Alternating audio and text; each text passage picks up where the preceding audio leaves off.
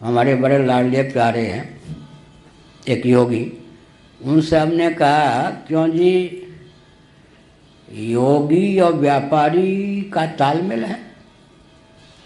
व्यापारी कभी योगी हो सकता है? कोई हुआ क्या? ये नया मार्ग क्या प्रशस्त कर दिया आपने। व्यायाम अलग चीज़ है, योग अलग चीज़ है। योग का अधिकार ही संन्यास के बाद होता है। ब्रह्मचारी व्रते स्थिता, गीता को 6ठा अध्याय। निवृत्त परायण व्यक्ति के लिए योग है ना। आसन कीजिए, यम नियम सामान्य मानवता की बात है। अब निवृत्ति मार्ग की पराकाष्ठा योग है और व्यापार में प्रवृत्ति मार्ग की पराकाष्ठा है। ये दोनों का तालमेल कैसे हो सकता है भाई? समझ गए ना। क्षत्रिय भी व्यापारी होकर छात्र धर्म का निर्वाह नहीं कर सकते क्या? कृषि गौरव से वाणिज्य ये वैश्य कर्म है ना।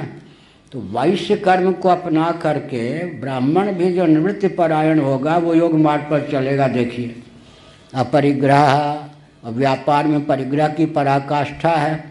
व्यापार का मनुस्मृति में परिचय क्या दिया गया है? सत्यानृत। बिल्कुल झूठ बोलने से व्यापार नहीं चलेगा, बेईमान है ये व्यापारी। बिल्कुल सत्य बोलने से ब्याज नहीं मिलेगा। सत्यानृत, सत्यानृत नाम है, सत्यानंद नहीं, सत्यानृत। हाँ मनुस्मृति में जी व्यापारी की जीविका का नाम है सत्यानृत। बिल्कुल सत्य से तो नहीं चलेगा व्यापार, बिल्कुल झूठ बोलोगे तो विश्वास पात्र नहीं बनोगे। सत्यानृत तो व्यापार में तो सब आ जाता है चौपट। तो योगी और व्यापारी का कोई तालमेल बैठ सकता है क्या? इसलिए कहा परिग्रह। योग मार्ग पे चलना है तो यम में ही आ गया परिग्रह। नियम में आया नहीं। अहिंसा सत्य अस्तेय ब्रह्मचर्य अपरिग्रह शौच संतोष तपस्वाध्याय ईश्वर प्रणिधान अपरिग्रह यम में आया है नहीं।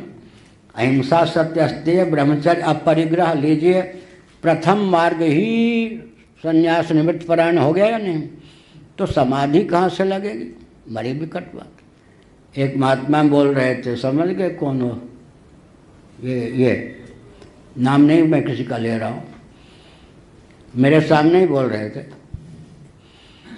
समाधि को इतना क्लिष्ट बताया लोगों ने। मैं आपको अपना अनुभव बता रहा हूँ, मैं नहीं बोल रहा, कोई बोल रहे थे। कुर्सी पर बैठकर पांव हिलाते हुए बिल्कुल निर्विकल्प समाधि हो जाती है और मेरा अनुभव है, बहुतों को मैंने लगा दी। हमने कहा अरे वाह, अब क्यों नहीं चेला उनके होंगे, हम लोगों को कौन पूछेगा। उसके बाद एक आए महेश योगी, देखो एक एक से प्रवचन करने वालों, सज्जनों ना, महेश योगी बोल रहे, दाढ़ी जटा। अब तक के पंडित विद्वान संतों ने आपको गुमराह किया।